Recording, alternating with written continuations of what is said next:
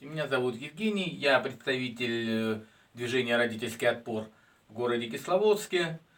Хочу вам рассказать о маме Светлане. Недавно у нее отняли ребенка, врачи совместно с органами опеки. Светлана, расскажите нам, пожалуйста. Как только мы пришли после роддома, участковый педиатр изначально как-то излучал негатив по отношению к нам и все время намекал, что отберет ребенка. И как будто бы есть повод для этого отбора.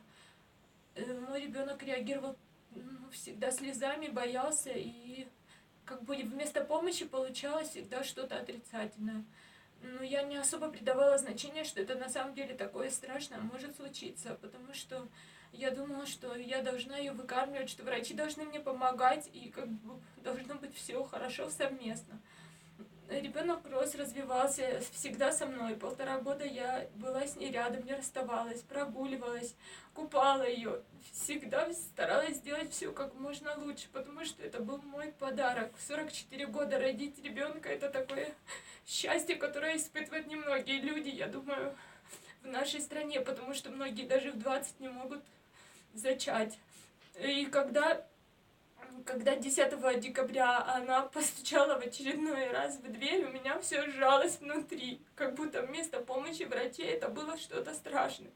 На самом деле это так и случилось. Я открыла дверь, участковая зашла и сразу начала с чего-то негативного. Ну вот, опять не так, опять то. Полезла по кастрюлям, ей не понравилась молочная лапша, ей там что-то еще не понравилось, холодильник, еще где-то. То есть объяснять о том, что мы берем свежие продукты, что рядом очень много магазинов, потому что это спальный район, тут все есть, и даже круглосуточные магазины. Смысла как бы уже не было. К ребенку тоже, когда она там подходила или просто приближалась, она сразу начинала, дочка, плакать. Это было всегда, даже если мы приходили туда, на участок или дома, то есть постоянно. И в течение 2-3 дней она потом просыпалась ночью и как-то реагировала всегда отрицательно. А потом она дала нам как направление, сказала, чтобы мы шли в больницу. Мы в этот же день, буквально в течение получаса, собрались и... в смысле, она нам дала понять, что опять все плохо как бы со здоровьем, она нам дала понять, что нужно идти на обследование или на лечение.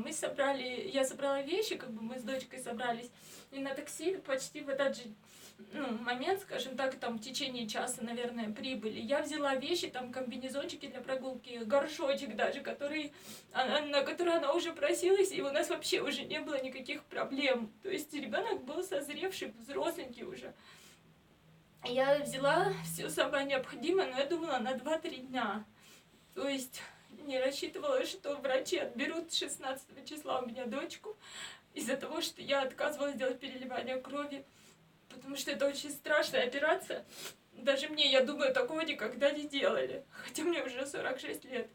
И мы пошли как бы в больницу, врачи должны были нам, я думаю, помочь в какой-то мере или обследовать, но получилось все намного хуже. 16 числа они отобрали ее у меня вместе с полицией. В течение 3 часов я вообще не могла уйти из больницы.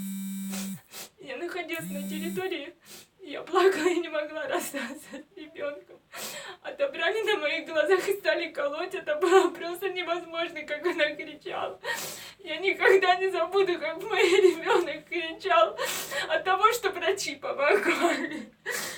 Если это можно назвать такой страшной помощью.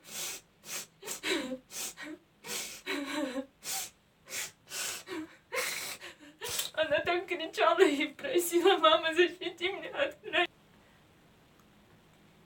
Дело в том, что это уже не первая история в нашем городе. Подобное было и в моей семье.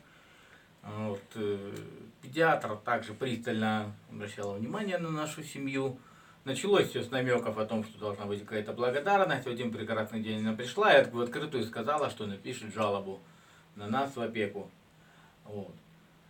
Единственное, что мы дитя не прививали, но поскольку была тяжелая реакция на прививку, и у меня в детстве, и у супруги, мы просто побоялись, что у маленьких детей у наших будет то же самое.